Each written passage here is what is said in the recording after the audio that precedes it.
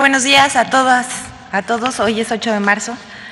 Es un gusto estar aquí hoy especialmente por las mujeres que lucharon porque otras mujeres ocupáramos estos espacios. Pero pues vamos a empezar con las noticias falsas. La primera, falso que la reforma electoral propiciará un narcoestado.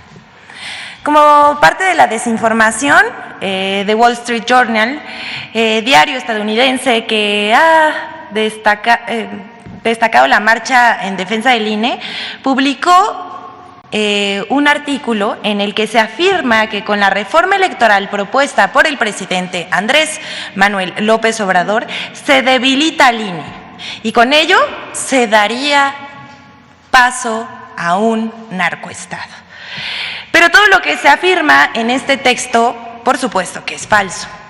La periodista May Anastasia O'Grady advirtió en The Wall Street Journal que la reforma electoral debilita al Instituto Nacional Electoral, lo que podría traducirse en inseguridad en las próximas elecciones, ya que el narcotráfico podría aprovecharse y aumentar el robo de urnas, amenazas y asesinatos contra candidatos que no comulgan con sus planes. Ella también dice, ahora que quiere acabar con el organismo de control electoral, que puede ser una de las últimas líneas de defensa contra un narcoestado. ¿Qué creen? Curiosamente, este texto se apoya en un informe elaborado por el PRI, el PAN y el PRD, donde reporta presuntos actos de terrorismo realizados por los cárteles. Sin embargo, el escenario pintado por el medio estadounidense forma parte de las noticias falsas que circulan para atacar al presidente López Obrador. Al pueblo de México le reiteramos: la reforma electoral se limita a modificar la estructura del INE, pero no afecta su funcionalidad ni limita el cumplimiento de sus tareas. Se busca disminuir los costos de las elecciones, que por cierto son unas de las más caras del mundo. Se eliminan duplicidades en puestos, pero no van a desaparecer las funciones ni las facultades del Instituto Nacional Electoral, por lo que el órgano seguirá fungiendo como árbitro electoral y las elecciones operarán con normalidad. Incluso el PREP funcionará mejor y el conteo de votos definitivo llevará menos tiempo. También es falso que el plan B debilite al INE y se abran las puertas al narco. Lo que sí es nota es que ese influyente periódico estadounidense, The Wall Street Journal, difunda noticias falsas sobre las políticas del gobierno mexicano. Y si creían que era la única de The Wall Street Journal, pues no, hay otra. El exfiscal sugiere que Estados Unidos intervenga a México contra los cárteles. Y ya sabemos, los periodistas mexicanos le hicieron segunda.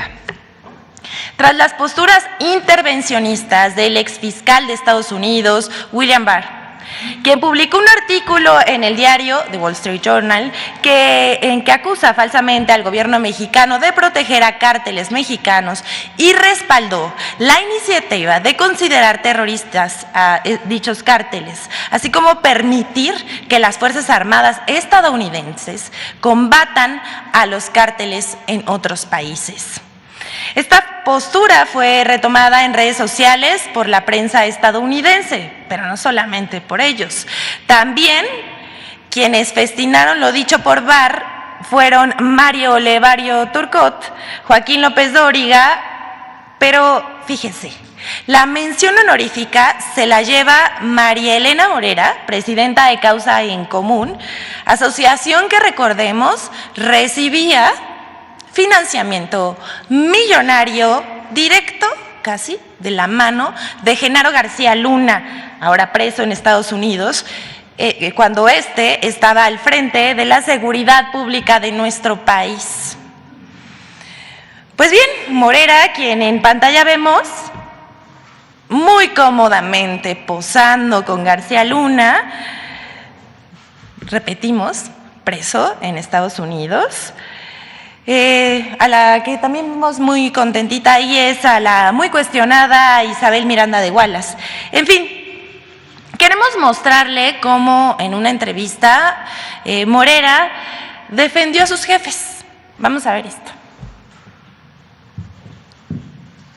Esta política de abrazos que tiene el presidente Calderón, que tiene el presidente López Obrador, que bien decía William Barr en su artículo que el único que realmente luchó contra las bandas criminales era Calderón.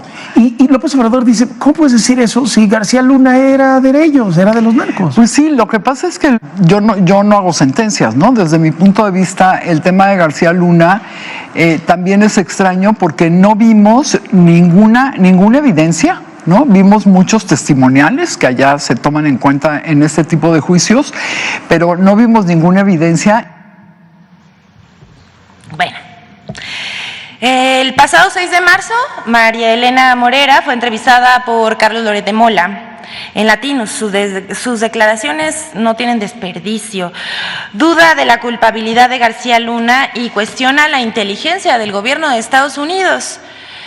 Pero como ya vimos, defendió al ex fiscal Barr y su política intervencionista y criticó al gobierno de la Cuarta Transformación. Vamos a ver otro corte. ¿Tú crees que García Luna es inocente?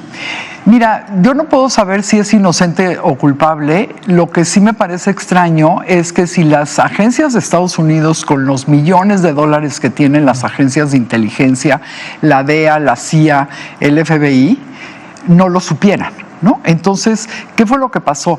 ¿No lo sabían o en realidad no había nada, ¿no? O si sí lo sabían, ¿por qué no hicieron algo? Aquí no para. En una más de la Sinrazón, durante la entrevista, dice que México es un país corrupto y que aunque la Policía Federal estaba coludida, no debió desaparecer.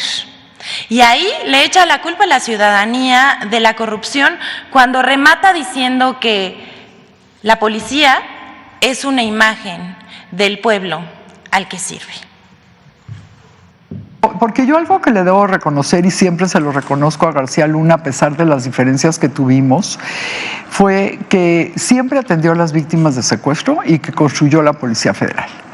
Y cuando yo me metí en esto precisamente por el secuestro de mi esposo, que la agencia federal fue quien lo rescató, García Luna al frente de la García Luna al frente de la AFI, mi hijo me decía, mamá, ¿tú vas a ir a gritar a las calles?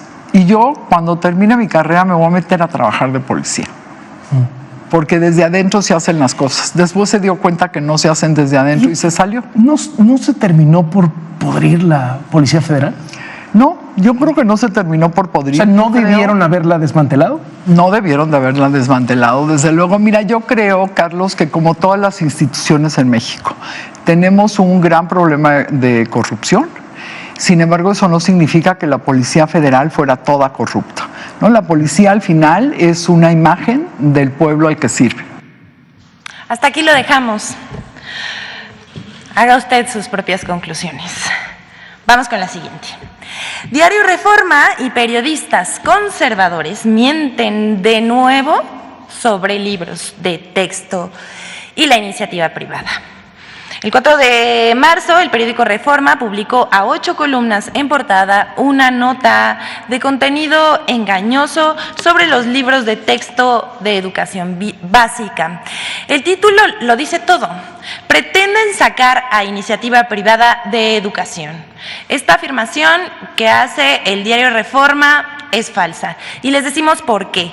La Secretaría de Educación Pública aclaró a través de la Dirección General de Materiales Educativos y de conformidad con el artículo 3 de la Constitución Política de los Estados Unidos Mexicanos y 113 de la Ley General de Educación, le corresponde a la SEP de manera exclusiva elaborar, editar, mantener actualizados, así como autorizar el uso de libros de texto para la educación preescolar, primaria y secundaria, y fijar los lineamientos generales para el uso de material educativo para la educación básica.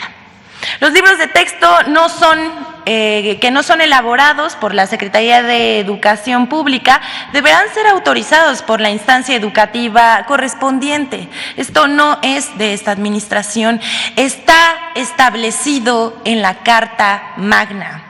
Reforma miente. No es verdad tampoco que la iniciativa privada no puede editar libros de texto siempre y cuando cuente con la autorización de la autoridad educativa.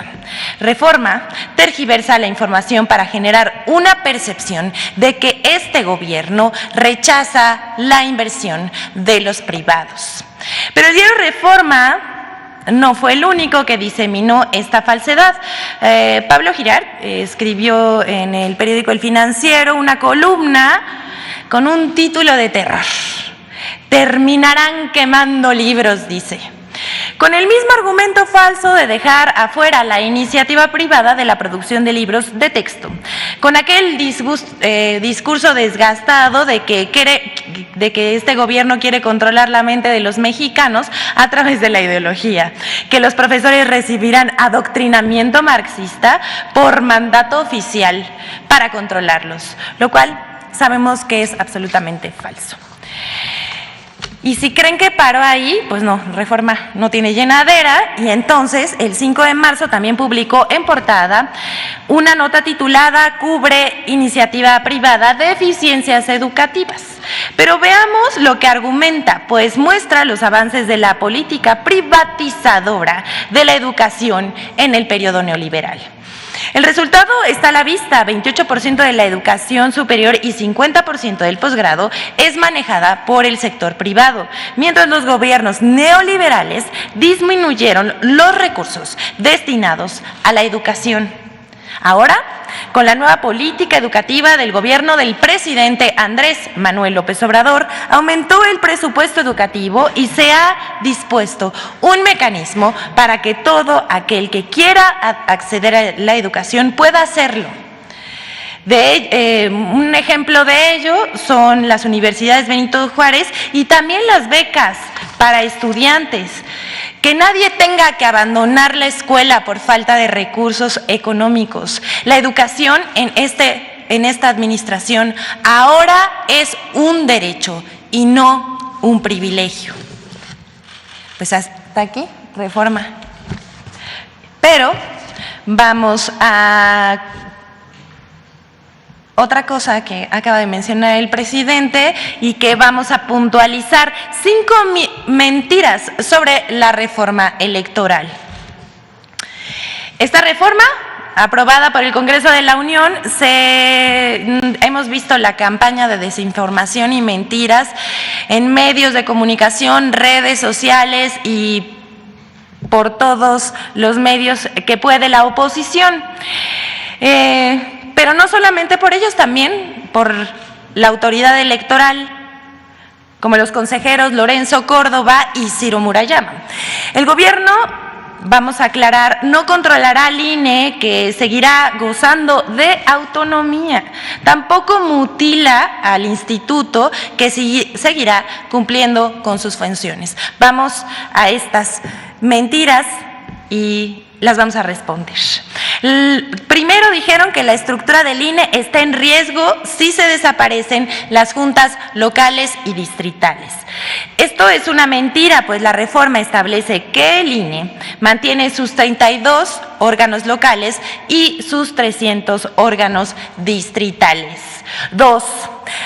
Que los datos personales se ponen en riesgo al mover los módulos de atención ciudadana a oficinas públicas de gobierno. Esto también es falso, puesto que los módulos seguirán operando como hasta ahora y solo se abre la posibilidad de que, si así lo dice el INE, para ahorrar en rentas, se puedan pedir inmuebles de dominio público. 3. Serán despedidos 8,000 trabajadores y 85% del servicio profesional nacional. Esto también es una mentira. En la reforma se sugiere que para optimizar recursos se eliminen duplicidades y se reduzca de 5 a 3 las vocalías nacionales y de 5 a 1 las vocalías locales. El INE reasignará su puesto al personal de acuerdo a sus necesidades. Al final solo se les recortarán 8% de los puestos, los que están duplicados. 4. El gobierno meterá mano al padrón electoral sobre el voto en el exterior. Esto también es una mentira. La Secretaría de Relaciones Exteriores solo tendrá la facultad de revisar pasaportes y documentos para votar y no controlará la lista nominal ni ningún padrón electoral. Y 5. Desaparece el programa de resultados electorales preliminares. El programa no va a desaparecer y funcionará con normalidad. Solo se sumarán trabajos para verificar el cómputo de votos y el PREP para un conteo más certero. Además, el conteo oficial de votos terminará a unas horas de terminada la jornada electoral. Por todo ello, son mentiras las publicadas por la oposición y por los consejeros del Instituto Nacional Electoral. Aquí les acabamos de dejar 5 ejemplos, pero las mentiras siguen, la campaña de desinformación continúa. Por último, les vamos a mostrar un video de Infodemia sobre las noticias falsas diseminadas por el caso de 4 estadounidenses privados de su libertad, en donde lamentablemente 2 perdieron la vida. Vamos a verlo.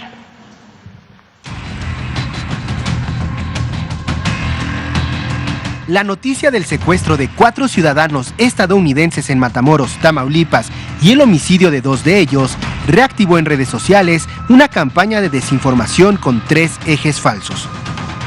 1. Falso que el gobernador Américo Villarreal y Morena fueron financiados por el Cártel del Noroeste. Felipe Calderón publicó en su cuenta de Twitter una columna periodística en la que se afirma que el gobernador de Tamaulipas, Américo Villarreal, y el partido Morena recibieron financiamiento de grupos criminales.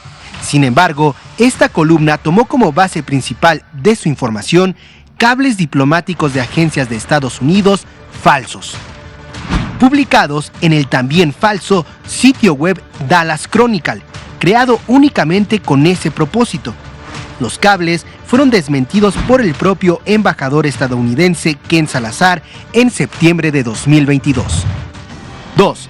Falso que los ciudadanos estadounidenses fueron confundidos con narcotraficantes.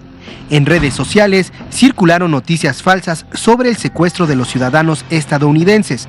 Por ejemplo, algunas aseguraban que habían sido confundidos con narcotraficantes haitianos o que se trataba de migrantes de esa nacionalidad. Incluso se aseguró que habrían sido utilizados como blancos de tiro por el crimen organizado. 3. Falso que el gobierno de México solo actúa contra grupos criminales por presión de Estados Unidos. El operativo para encontrar a los ciudadanos estadounidenses fue conformado por instituciones mexicanas como la Guardia Nacional y las Secretarías de Seguridad y de la Defensa Nacional. El gobierno de México ha insistido en no permitir la injerencia del gobierno estadounidense en asuntos nacionales. Infodemia. Hasta aquí la sección, pero si me permiten, en el marco del Día Internacional de la Mujer, me gustaría expresar que es un honor pertenecer y colaborar con el gobierno más humanista y con perspectiva de género que ha tenido este país, México, y una prueba de ello es que por primera vez en la historia esta administración tiene un gabinete paritario. La lucha sigue. ¿Es cuánto, señor presidente?